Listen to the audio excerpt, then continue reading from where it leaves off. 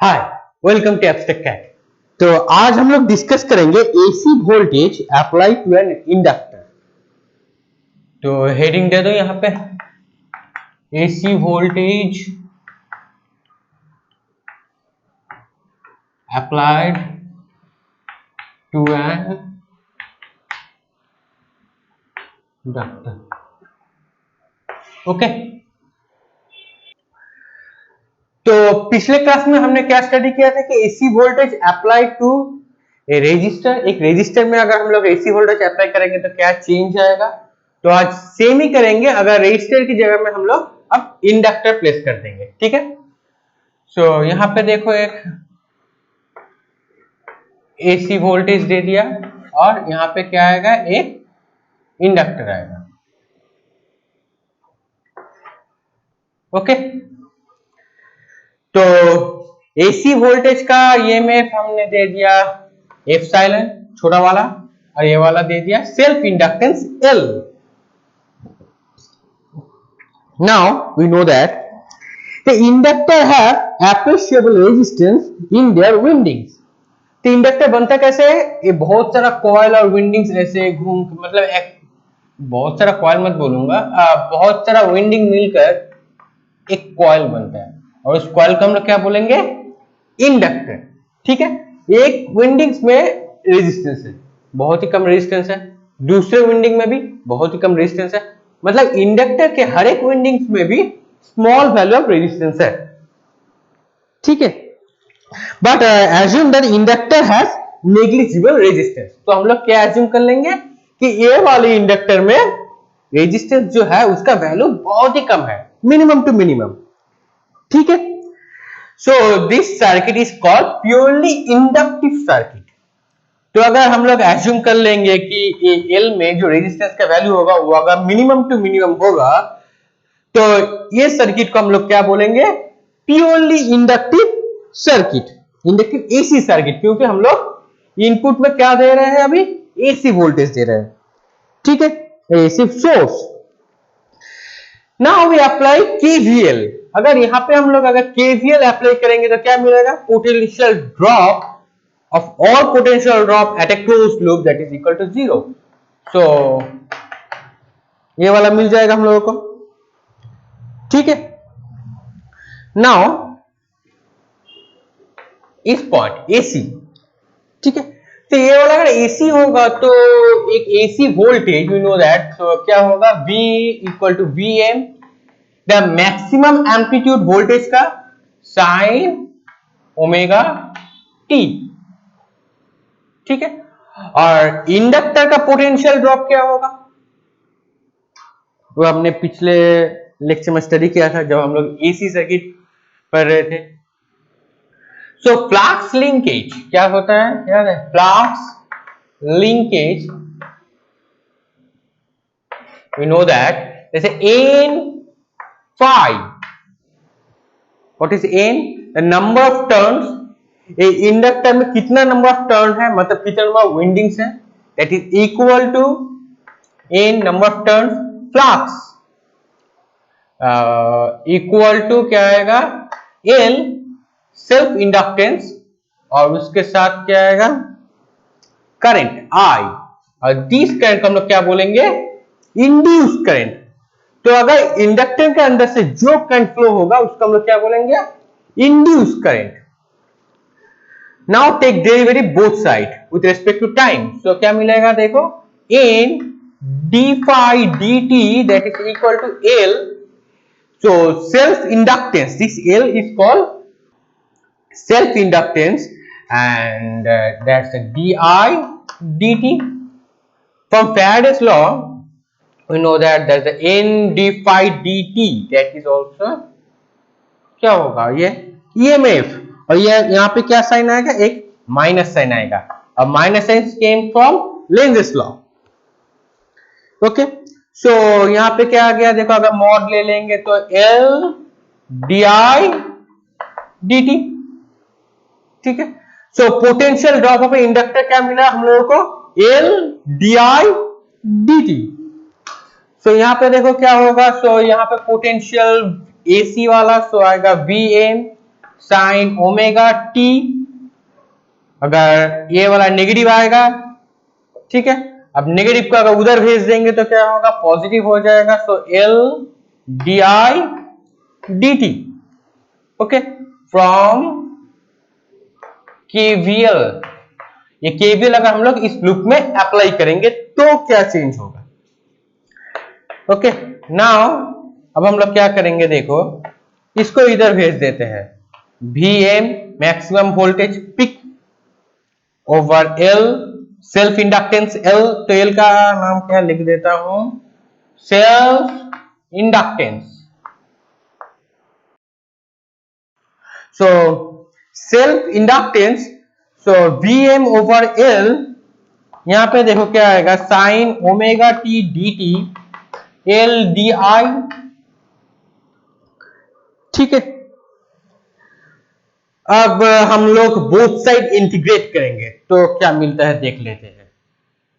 Now take integration on both side, so ये वाला constant है बाहर चला जाएगा, ये भी कांस्टेंट बाहर चला जाएगा। सो क्या मिलेगा देखो, सो अगर इस वाले को स्टार मार्क देके यहां पे चले आते हैं, सो मिलेगा V M over L sine omega T D T. तो इसका अगर इंटीग्रेट करेंगे तो क्या मिलेगा देखो, तो इसका अगर हम लोग इंटीग्रेट करेंगे, सॉरी ये एल तो यहाँ पे आ गया, तो यहाँ पे एल तो नहीं आएगा, सॉरी सॉरी सॉरी, ये एल यहाँ पे आ गया, यहाँ पे नहीं, एल नहीं आएगा, वो थोड़ा चेक कर लेना। So V M over L sine omega T का इंटीग्रेट होगा कॉस ओमेगा टी, और ये ओमेगा जो कांस्टेंट है वो बाहर आ जाएगा, वो रेसिप्रोकल में आएगा, तो ओमेगा नीचे आ जाएगा। और साइन का इंटीग्रेशन में क्या आता है, माइनस कॉस, तो यहाँ पे एक माइनस टर्म आ जाएगा, माइनस साइन भी आ जाएगा, ठीक है। सो इक्वल टू क्या मिलेगा हम लोगों को, डी आई का इंटीग्रेशन क्या होगा, आई। सो फाइनली क्या मिला हम लोगों को, देखो V M cos omega t over omega l, that is also equal to I, right। अब देखो यहाँ पे एक इंटीग्रेशन कांस्टेंट आएगा, इंटीग्रेशन हो जाने के बाद यहाँ पे क्या होगा, एक इंटीग्रेशन कांस्टेंट आएगा। तो जस्ट हम लोग यहाँ पे लिख देते हैं एक क्या आएगा, इंटीग्रेशन कांस्टेंट, यहाँ पर भी क्या आएगा, एक इंटीग्रेशन कांस्टेंट, राइट, ये वाला अलग से है। So in the case of integration constant is a dimension of current. So integration constant का dimension कौन होगा, इसका dimension होगा current के dimension के साथ equal, ठीक है। And you know that the same is for symmetrically ups and down in their mean position. तो source क्या होगा, ये वाला source देखो, ये EMF का वैल्यू क्या होगा, ये AC जो है तो सिमेट्रिकली इसका जो पोर्शन ऊपर में रहेगा, same amount of portion negative में भी रहेगा। तो ये वाला देखो अगर ड्रॉ करेंगे तो ऊपर में जितना अमाउंट ऑफ पोर्शन रहेगा, नीचे में भी सेम अमाउंट ऑफ पोर्शन रहेगा, ठीक है। So ups and down of the mean position, so integration constant और any other constant must be zero. So क्या होगा, ऊपर में जितना रहेगा नीचे में जितना रहेगा, काइन का ऊपर में जितना, काइन का नीचे में भी जितना, तो समेशन करेंगे तो क्या आ जाएगा, zero, okay. So integration constant तो जीरो आ गया, तो फाइनली क्या मिला देखो हम लोगों को, सो I इक्वल टू मिल गया minus V M cos omega T over omega L. Now ये कॉस ओमेगा टी जो टर्म आया है ना, ये कॉस ओमेगा टी का थोड़ा सा ट्रिग्नोमेट्रिकली हम लोग ट्रीटमेंट करेंगे इसके साथ, कॉस ओमेगा टी के साथ। तो यहाँ पे अगर हम लोग थोड़ा ट्रिग्नोमेट्रिक ट्रीटमेंट करते हैं तो क्या मिलता है देखो,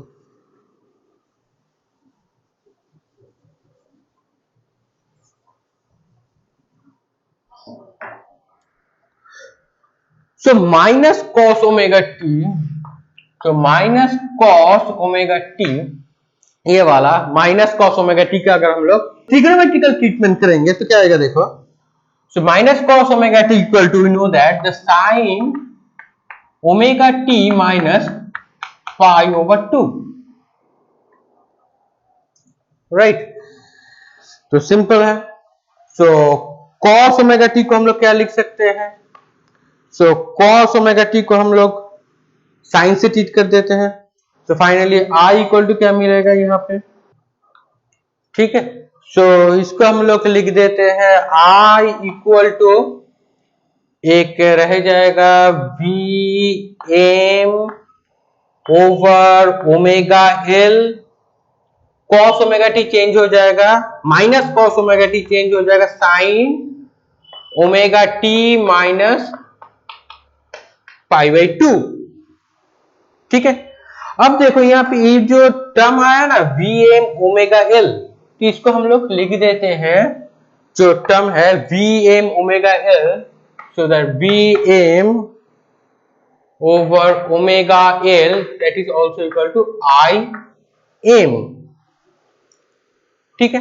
मतलब करंट का पीक वैल्यू मैक्सिमम एम्पलीट्यूड, तो इसको रिप्लेस कर देता हूं यहाँ पे। So V M omega L replace हो गया आई एम से।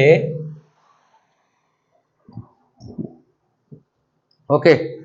सो यहां पे देखो एक टर्म हमने इंट्रोड्यूस किया ओमेगा एल, ये सिग्निफिकेंस, तो ओमेगा एल का भी एक सिग्निफिकेंस होगा।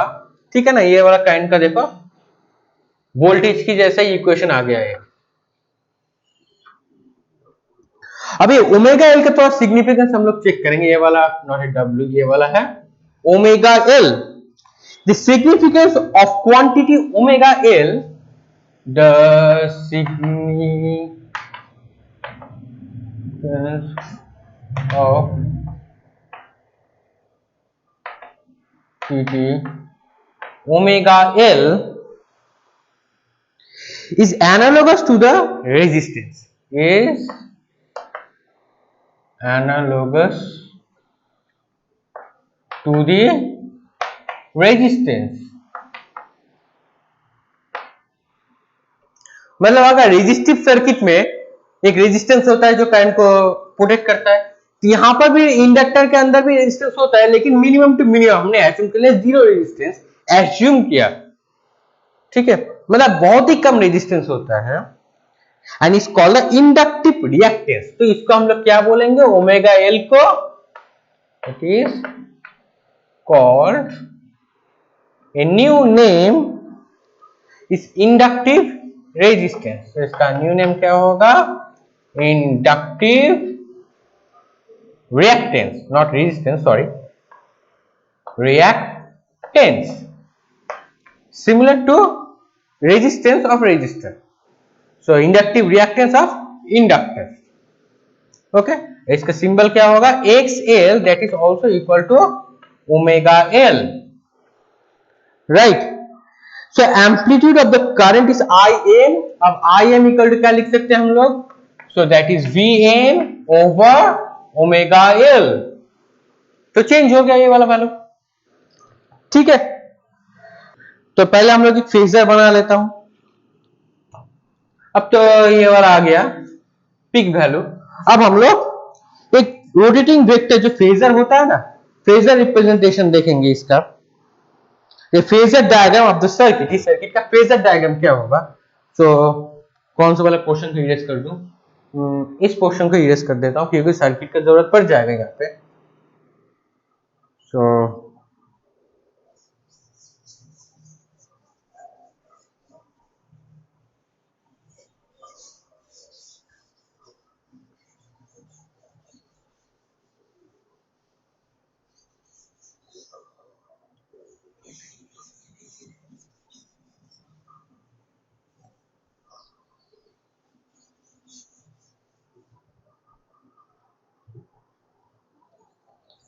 अब फेजर डायग्राम कैसे होगा? देखो, phasor is a vector, rotating vector. ठीक है, सो यहां पे देखो, अगर एक फेजर मतलब एक इंडिकेटर, एक वेक्टर है, ये वाला अगर V वोल्टेज हो जाएगा,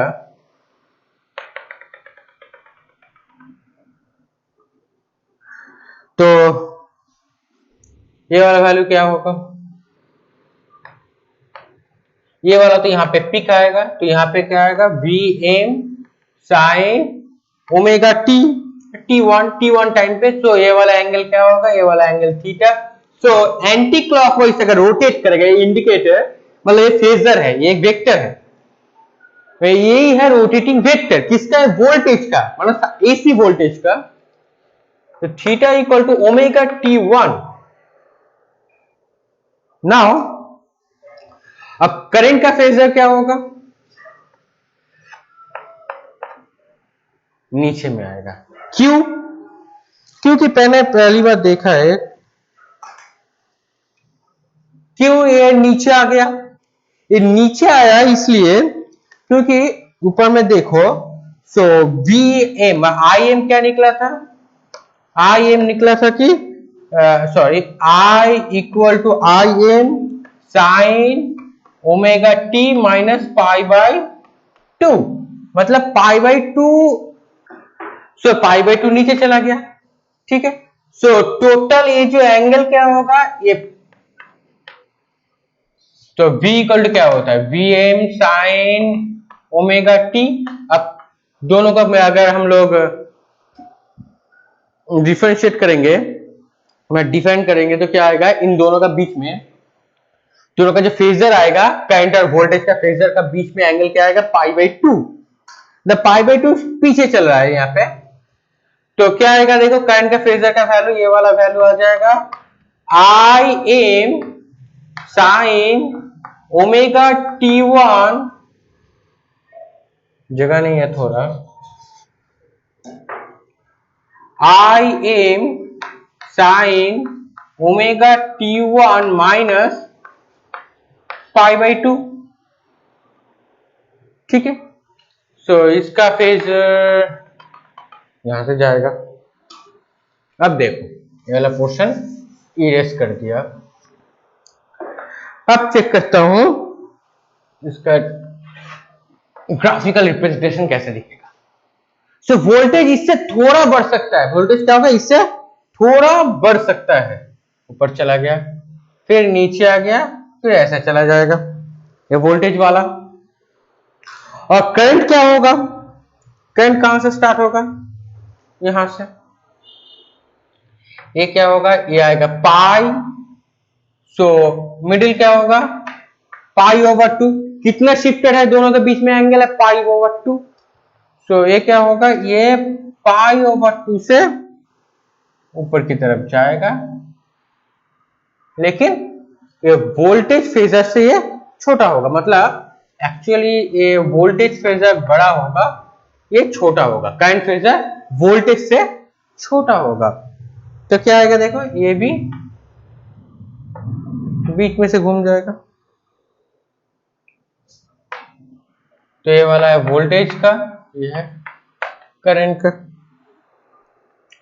अब ये एंगल क्या होगा, यहाँ पे मैक्सिमम वाला V और I दोनों को प्लॉट किया था, ये वाला आ जाएगा इसका VM, ये वाला आ जाएगा IM। अब ये वाला एंगल क्या आएगा इसके लिए omega T1,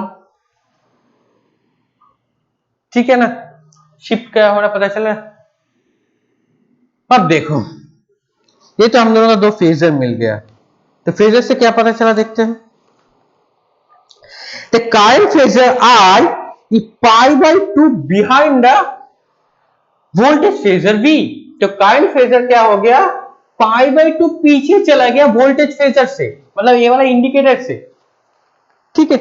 and then rotate the figure is counter clockwise, तो क्या होगा काउंटर क्लॉकवाइज रोटेट करेगा। देखो पहले मैंने क्या बोला था, ये वाला रोटेट क्या करेगा counter clockwise, and current phasor is pi by to behind the voltage phasor, ठीक है। अब ये वाला रोटेट करेगा तो रोटेट करने के लिए फ्रीक्वेंसी की जरूरत पड़ता है, वो फ्रीक्वेंसी क्या होगा, that frequency is called omega, omega is the frequency, and so that the current reaches its maximum value later than the voltage by 1/4 pure। मतलब करंट जब रीच करेगा maximum value later than the voltage, मतलब voltage से अगर पीछे चल रहा है तो पीछे ही मैक्सिमम पॉइंट में रीच करेगा। So the voltage by 1/4 of period, so 1/4 of period होगा तो T/4 1/4 of period that is π/2 over omega. ठीक है ना, क्लियर हो गया कि पीछे क्यों चल रहा है ये। Now the inductor has reactance, तो इंडक्टर का क्या होता है, एक रिएक्टेंस होता है जिसको हम लोग बोलेंगे XL और X that is omega L and L is a self inductance and that limits the current similar to the resistance in DC circuit। अब रेजिस्टेंस का जो काम है यहाँ पे इंडक्टर वही काम करता है। ठीक है, सो पावर कैसे चेंज होगा वो थोड़ा देख लेते हैं, पावर का value. So the power consume कितना है, रेजिस्टेंस की तरह कर पाएगा कि नहीं पाएगा वो भी थोड़ा चेक करना होगा, थोड़ा सा चेक कर लेते हैं। यहाँ पे ये वाला पोर्शन यस कर देता हूं। So the instantaneous power applied to an inductor, so instantaneous power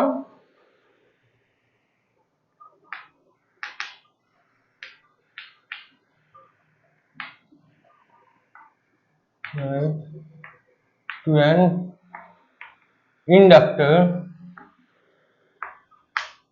तो क्या होगा देखो, instantaneous power, so PL power we know that from Joule's law of heating, that is PL, that is V times I, voltage times I।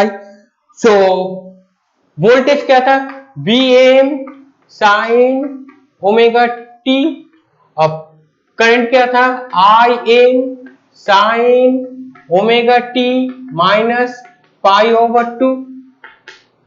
ठीक है, अब हम लोग थोड़ा सा कैलकुलेट करते हैं यहाँ पे, Vm Im sin omega t sin omega t minus π/2।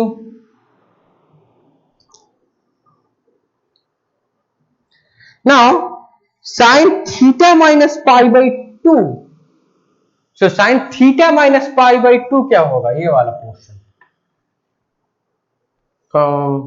there is a trigonometrical treatment अगर यहां पे करेंगे, so sin omega t minus π/2 means sin theta minus π/2 that is also equal to minus cos theta, equal to क्या होता है, minus cos theta.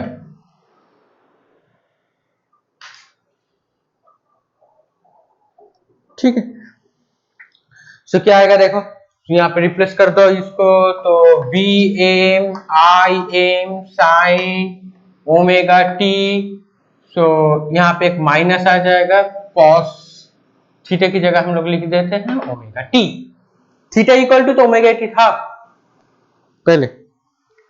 Now अब हम लोग क्या करेंगे, यहां पर भी थोड़ा ट्रिगोनोमेट्रिकल ट्रीटमेंट करते हैं।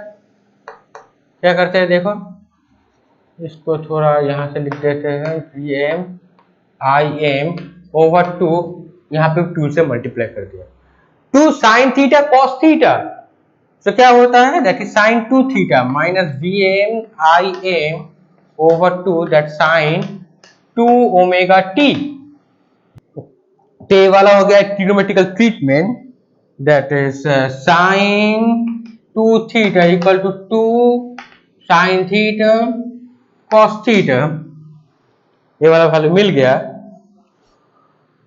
अब हम लोग क्या करना होगा, सो अगर एवरेज पावर PL, तो इसका भी एवरेज लेना होगा, तो साइन 2 ओमेगा टी का अगर हम लोग एवरेज लेंगे फुल साइकिल का अगर इंटीग्रेशन, तो पिछले क्लास में देखना, तो हम लोग अगर फुल साइकिल का अगर इंटीग्रेशन करते हैं तो वैल्यू क्या आता है, मतलब सम करना प्लस टू माइनस, तो रिजल्ट आ जाएगा 0। सो ये वाला एवरेज करेंगे तो क्या आ जाएगा 0, और 0 से कुछ भी मल्टीप्लाई कर देंगे तो फाइनल रिजल्ट क्या आएगा, 0 multiply by something is called gives 0। So the average power of an inductor over complete cycle is 0. So average power over an inductor in complete cycle gives a 0 power. ठीक है, मतलब power का value क्या हो जाता है 0, right. अब हम लोग ये मैग्नेटाइजेशन एंड डीमैग्नेटाइजेशन कैसे होता है थोड़ा डायग्राम करते हुए चेक करेंगे। ठीक है, magnetization and demagnetization of an inductor. तो इंडक्टर क्या है? एक कॉइल है, ये पहले याद रखें। इंडक्टर क्या है? एक कॉइल है।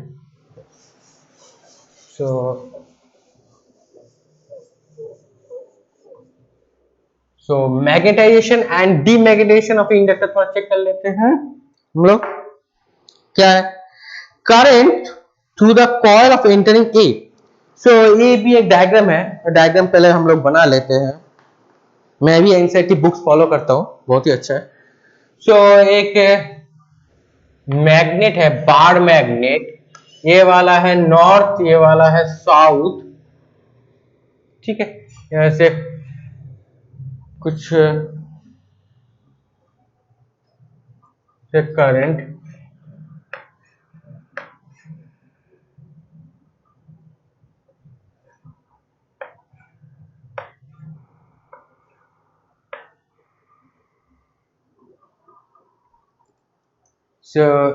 इस पॉइंट को दे दिया ए, ये वाला है बी।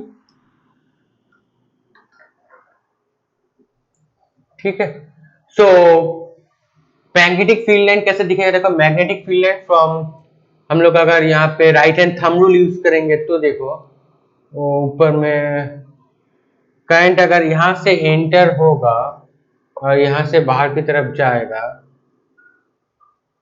ठीक है, सो करंट कैसे घूमेगा?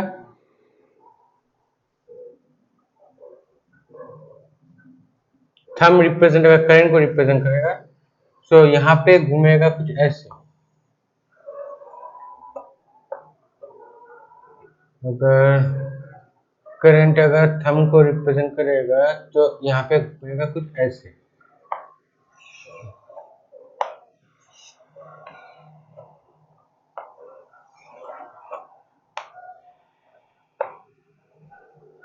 राइट। सो अब क्या होता है देख लेते हैं। The current I through the coil at A increasing from 0 to maximum value. So current A से एंटर हुआ इस कॉइल में तो रीच करेगा 0 टू मैक्सिमम वैल्यू। इसको अगर ज्वाइन कर देता हूं,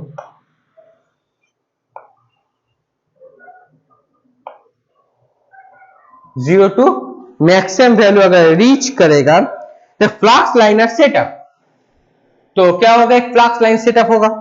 तो वो वाला डायग्राम यहां पे करते हैं।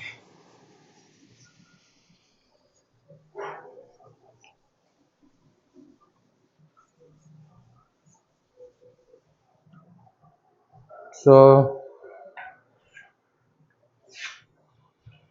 तो पहला था नंबर वन वाले में क्या होगा? करंट एंटर होगा। ठीक है, सो करंट वो भी क्या रहेगा और वोल्टेज क्या होगा देख लेते हैं। तो maximum value the flux line का सेटअप। करंट अगर ए से रीच एंटर होगा तो एक फ्लक्स लाइन सेट करेगा एंड कोर गेट मैग्नेटाइज। तो कोर क्या होगा? उसके अंदर कोर होगा मैग्नेटाइज हो जाएगा। Now the polarity shown in voltage and current both are positive. तो वोल्टेज और करंट का पोलैरिटी क्या होगा? Both are in positive. So polarity थोड़ा देख लो। ये वाला वोल्टेज अगर देंगे तो वोल्टेज क्या होगा? Voltage positive. नाउ करंट क्या होगा? करंट भी पॉजिटिव आएगा। थोड़ा सा नीचे जाएगा, अब नीचे कर देता हूं। करंट भी क्या होगा? पॉजिटिव जाएगा और एक फ्लक्स लाइन सेटअप होगा। फ्लक्स लाइन कैसे जाएगा? ऐसे जाएगा, येलो कलर का। वोल्टेज और भी ऊपर जाएगा। ये लो वोल्टेज यहां से स्टार्ट।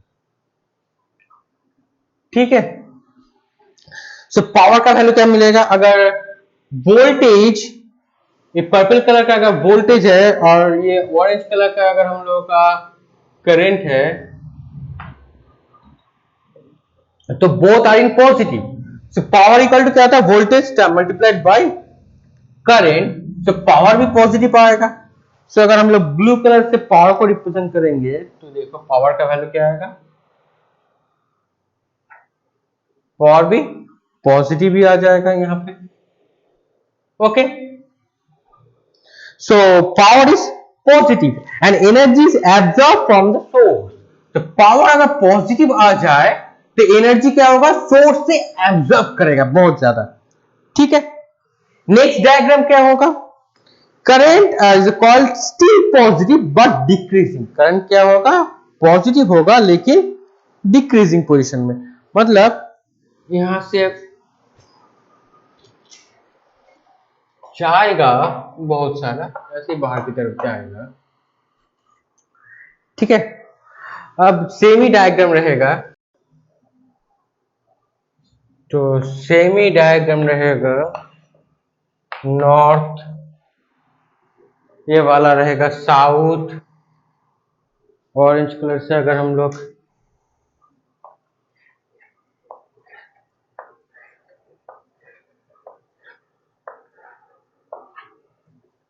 ए, ये वाला अगर बाहर जाएगा तो बी। तो फील्ड लेंथ आर सेटअप, तो फील्ड लेंथ क्या होगा,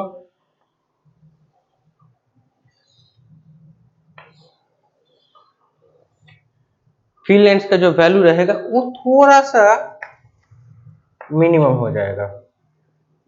ठीक है, अब यहां से क्या होगा, जो करंट का जो वैल्यू रहेगा ये वाला पोर्शन से ये बाहर की तरफ रहेगा, मतलब यहाँ पे एंटर होगा, साउथ से एंटर होगा। ठीक है, so current in the coil still positive. तो करंट क्या होगा इन द कॉइल, सेकंड वाले में स्टिल पॉजिटिव, सेकंड वाले मतलब नंबर 2।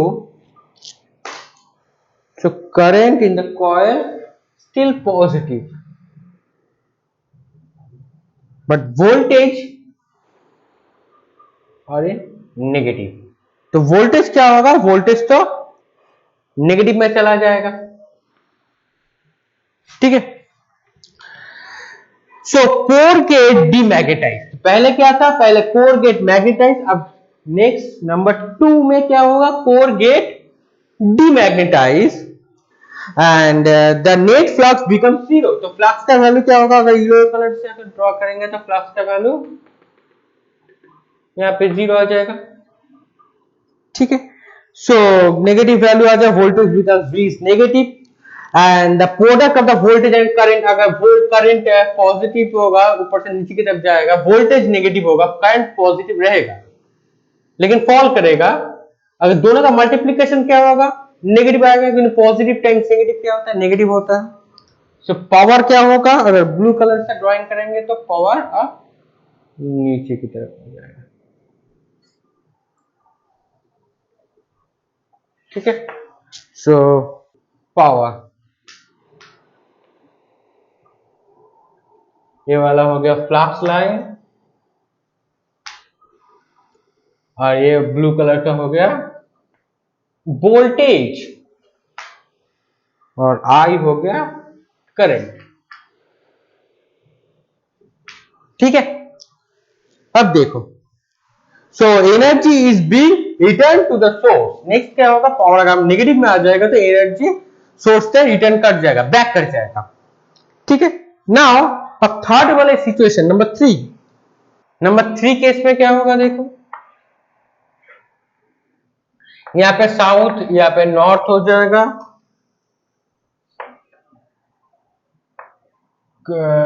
ऊपर से नीचे से घूम रहा था, ऐसे घूम रहा था, ऐसे घूम रहा था, ऐसे बाहर भेज दो इसको।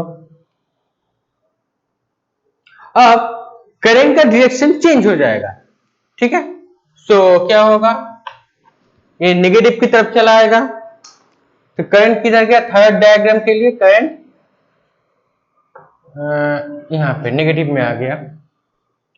सो यहां पे एंटर होगा, यहां से लीव करेगा, ये बी से एंटर होगा, ए से लीव करेगा, सो मैग्नेटिक फील्ड भी चेंज हो जाएगा। सो इस डायरेक्शन में आ जाएगा। सो वोल्टेज क्या होगा, वोल्टेज भी नेगेटिव में ही रहेगा, वोल्टेज अब भी नेगेटिव में ही रहेगा। और फ्लक्स लाइन क्या होगा? फ्लक्स लाइन पॉजिटिव से नेगेटिव की तरफ आ जाएगा। ओके, सो अगर दोनों का पावर मल्टीप्लाई कर देंगे तो क्या होगा? पावर, करंट भी नेगेटिव है, वोल्टेज भी नेगेटिव है, सो पावर क्या होगा?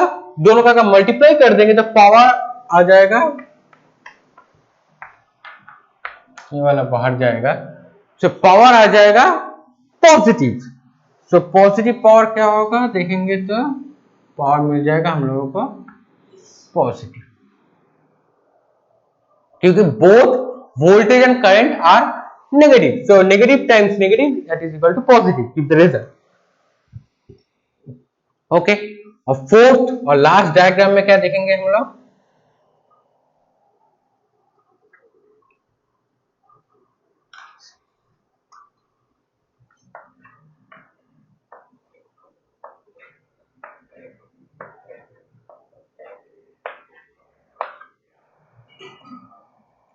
साउथ, नॉर्थ,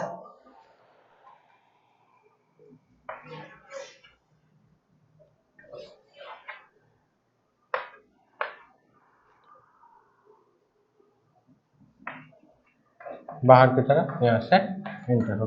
सो फाइनली क्या मिलेगा देखो, नेगेटिव सिचुएशन में क्या होगा? मैग्नेट से पोलैरिटी का मैग्नेट चेंज, मैग्नेट का पोलैरिटी भी चेंज हो गया था, पहले वाला वो भी चेंज हो, यहाँ पे दोनों में देखो पोलैरिटी साउथ नॉर्थ साउथ था, अब साउथ नॉर्थ हो गया, यहाँ पर भी साउथ नॉर्थ हो गया। तो करंट क्या होगा? करंट अब डिक्रीज होगा, नेगेटिव में भी करंट का वैल्यू डिक्रीज होगा, सो यहां से जीरो की तरफ जाएगा। वोल्टेज बिकम्स पॉजिटिव, अब वोल्टेज का वैल्यू पॉजिटिव हो जाएगा, but current is negative, the power therefore is negative, so voltage क्या होगा? voltage are positive, तो फ्लक्स लाइन अब क्या होगा? अब जीरो पे सेट हो जाएगा।